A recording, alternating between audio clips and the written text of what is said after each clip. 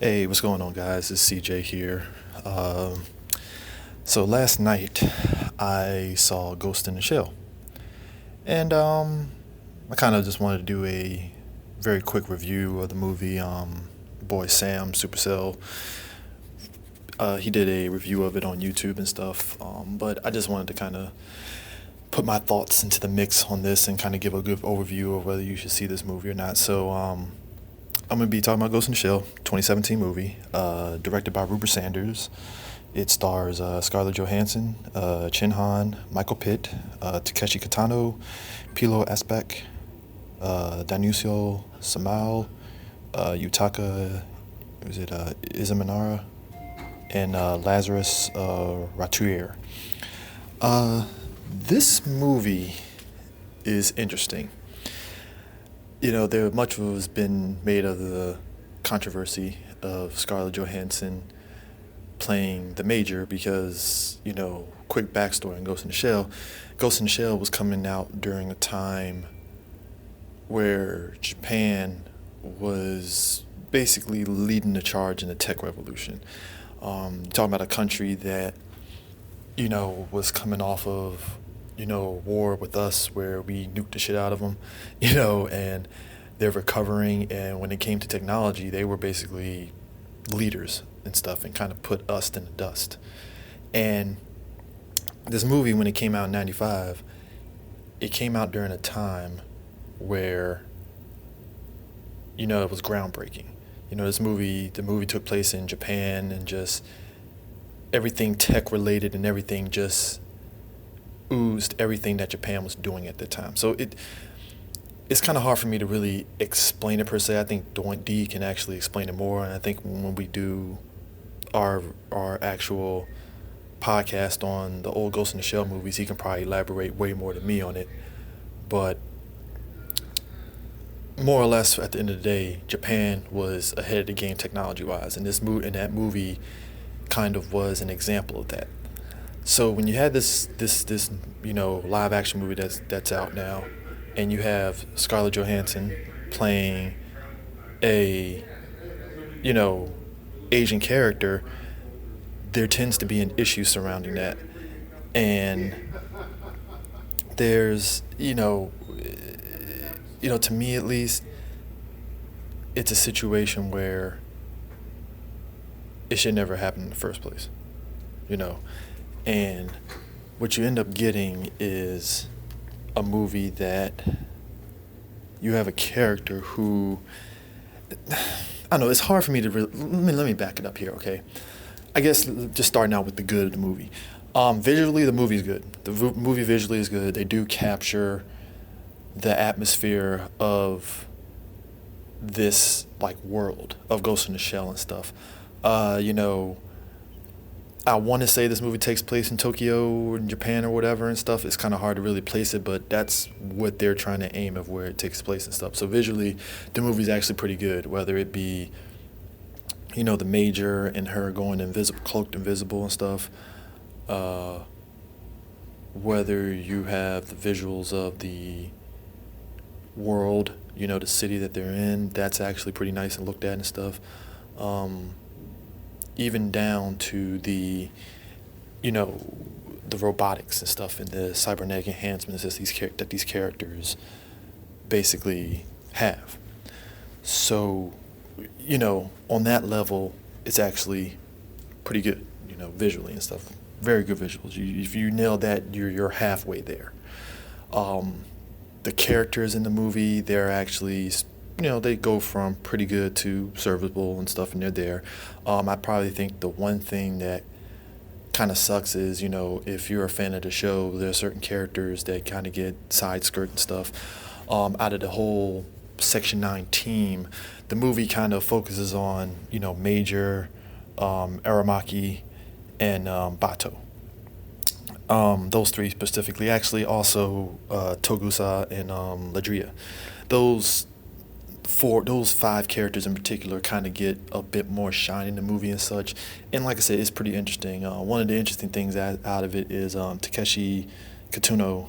He plays Aramaki and stuff, and he's speaking native Japanese and stuff, but everything is so seamless in this world that, you know, everybody, it just makes sense that, he's speaking Japanese and everybody understands him, and everything is just seamless. You just understand it and it works.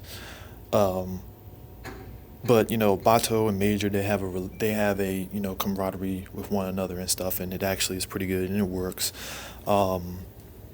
Tokusai, he's Tokusai from the show. He's one of the only people out of those group of people that's not enhanced. He's all human and stuff, so there's a little bit of a dynamic there and such.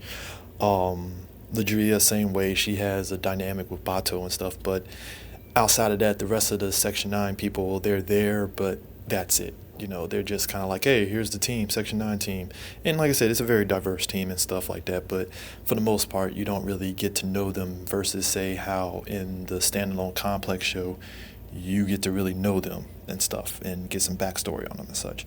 So for the most part, when it comes to the acting, it's actually pretty good. Even Michael Pitt, who plays Kuze, is actually not bad, considering the story that's there. Other than that, I guess I could say, get to the negatives. My issue with the movie is the fact that what you have is a movie that just goes surface level when it comes to touching on what makes Ghost in the Shell Ghost in the Shell. And what I mean by that is the movie is very paint by numbers when it comes to its story. We've seen this story done plenty of times and stuff.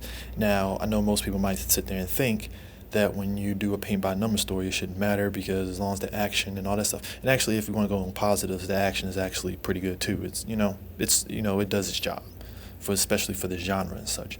But going back to the story is very paint by numbers. We've seen this before, and I know some people might not sit there and think that's a bad thing.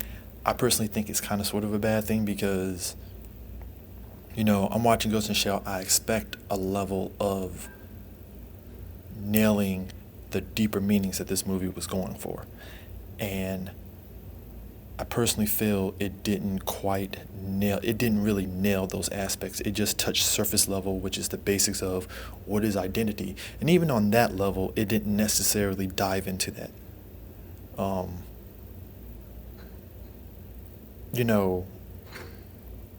One of the things that, well, I'm not gonna say bothers me, but it's one of those things that ultimately they could have did better. It's like I felt like the director and writers didn't necessarily trust that the audience would get the deeper meanings and the deeper themes of what the show is about and such.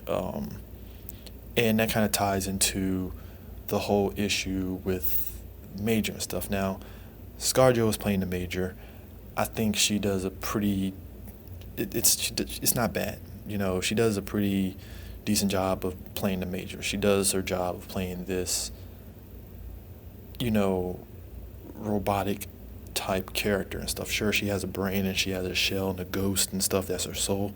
But she does a pretty good job of playing Makoto. But what ties into that, and probably is the biggest controversy of it, is the whole thing with whitewashing. Now, some people have sat there and said that it's not whitewashing because, well, she's in a different body now and all that stuff, but it leads me back to this. So, minor spoilers. So, it's actually, let me tie this in here. So, on one hand with the story, you got Kuze, who, this character in this movie is a mix of Kuze from Ghost in the Shell's second gig and the Puppet Master from the first movie. And this also ties into another thing that about this movie that's a little bit of a issue to me, is that it did exactly what me and Dee were talking about this, where when we saw the trailers, I felt that there we were going to get nothing but greatest hits of Ghost in the Shell, these moments and stuff. And we do, and they're cool, and it's cool to see it and stuff. Whether you got the beginning with her cloaking and then busting through the glass like the original Ghost in the Shell, or you got the part from the first movie, 95 movie, where she's chasing after a dude that's cloaked, has a cloaked hoodie and stuff, and fighting him and stuff. We get those moments, and even moments from standalone composites they throw into this movie. So if you're a fan, you're going to see those moments. But for me, it's like the movie should be more than just throwing in these moments, because if your plot is not tight, I'm not going to care. While it's like, oh, cool, I remember that from the movie, and that's fine, how does that relate to your plot? And I think the problem is they try to combine Kuze and Puppet Master, and those two characters had two different mentalities. With the Puppet Master was a program in the original 95 movie where it gained sentience, and it was really questioning its existence, since it couldn't die, it couldn't do any of these things. And it was pretty interesting, because it's one thing to have a character like the Major who has her cybernetic brain, but she's in a synthetic body, and questioning whether they can die, which she technically could die because she has a brain, so there's some semblance of a life there. And you have a program that was built by the government that gains sentience, and it's questioning itself on whether it's alive or not. And spoiler for that movie, at the end of that 95 movie, it ended up melding with Makoto in order to experience mortality. And it's a very deep thing here, And Kuze, on the other hand, he was a character who felt that everybody should, leave their synthetic body and just join up in cyberspace and stuff, and just leave their bodies and stuff and just join up. So you have two different characters, and they try to meld it into one, and at least for me, I don't think it necessarily worked per se. And it's not to say that I wanted the movie to be a copy and paste of the original movie.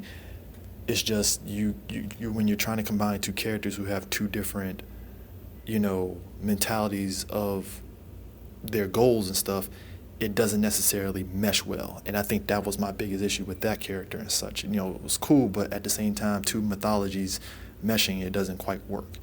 But getting back to the Major and her backstory, the reason why I say whitewashing is,